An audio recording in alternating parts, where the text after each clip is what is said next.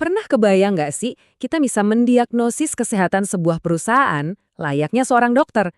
Nah, hari ini kita akan coba lakukan itu. Kita akan jadi mentor finansial yang membedah kondisi PT IKA Farmindo hanya dengan berbekal laporan keuangan terbarunya. Yuk kita mulai. Betul banget. Anggap aja laporan keuangan ini seperti rekam medis lengkap dari perusahaan.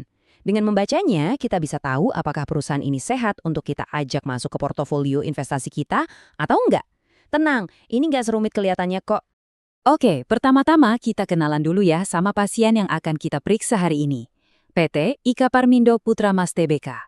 Nah, IKPM ini mainnya di sektor kesehatan, lebih spesifiknya lagi di bidang farmasi.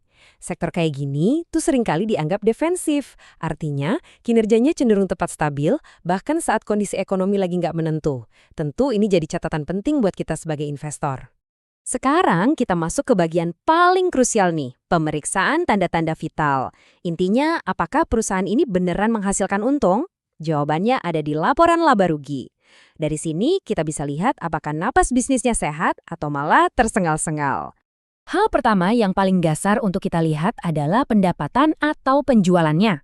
Perusahaan ini jualan nggak sih? Ada pemasukan yang masuk nggak? Yuk kita lihat angkanya. Di tahun 2025, IKPM ini berhasil mencatatkan penjualan yang lumayan besar ya, lebih dari 363 miliar rupiah. Kalau kita lihat sekilas, angka ini kan kelihatannya sehat banget ya. Dengan penjualan segede itu, logikanya untungnya juga gede dong, ya kan? Nah, tunggu dulu. Coba kita intip bagian paling bawah dari laporannya, atau yang sering disebut bottom line.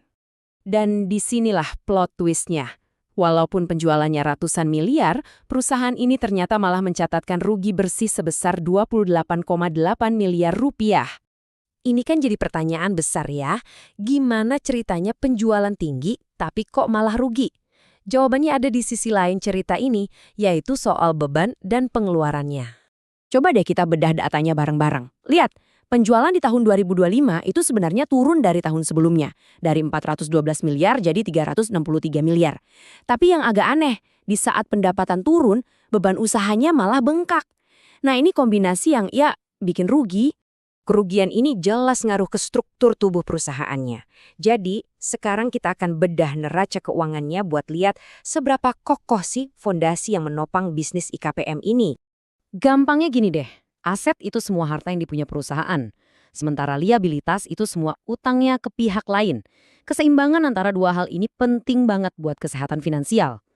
Nah, selisih antara aset dan liabilitas tadi, itu yang namanya ekuitas.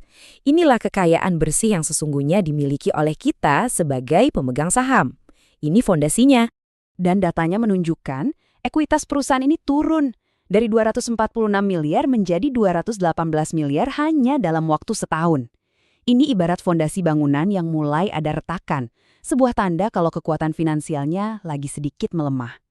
Tapi ceritanya belum selesai di situ. Sebuah perusahaan bisa aja kelihatan untung di laporan, tapi kenyataannya nggak punya uang tunai. Makanya kita perlu cek aliran darahnya lewat laporan arus kas. Ini nih pertanyaan penting yang mungkin ada di benak Anda. Kalau perusahaannya rugi, berarti kasnya habis dong? Berarti lagi bakar uang besar-besaran kan? Jawabannya mungkin bakal bikin Anda kaget. Ternyata nggak juga. IKPM malah berhasil menghasilkan arus kas positif sebesar 23,1 miliar rupiah dari operasi bisnis utamanya di tahun 2025. Nah, ini poin penting banget yang harus kita pegang. Ada beda besar antara rugi akuntansi dengan kehabisan duit. IKPM mungkin rugi di atas kertas, tapi mesin bisnisnya itu masih bisa menghasilkan uang tunai. Ini sinyal positif yang sangat-sangat kuat. Oke, setelah kita periksa semuanya, sekarang waktunya kita tarik kesimpulan.